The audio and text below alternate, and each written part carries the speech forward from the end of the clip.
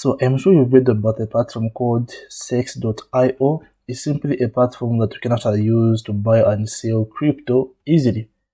Okay, but one of the problems you're going to encounter when trying to use this platform is that when you're trying to buy crypto using your bank card, most of your not all, I think all your transactions are going to be declined. Like you're not going to be able to buy crypto using your card, which is actually sad. But if you're going to sell, it's possible to sell because you can actually connect your bank account there and you can get paid directly to your bank account. But I've got some good news for you. So if you're trying to buy crypto or trying to sell crypto, okay, there's actually an alternative to cex.io in Zambia. So this platform is no other than kfx.com. I'm sure you've never heard of it because it's a new platform, which is mine.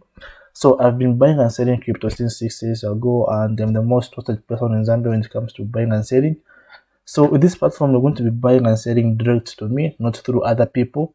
Okay, all you need to do is simply visit the link in the description to redirect to this page, create an account, and begin exchanging or swapping. So it's that easy. But for now, once more again,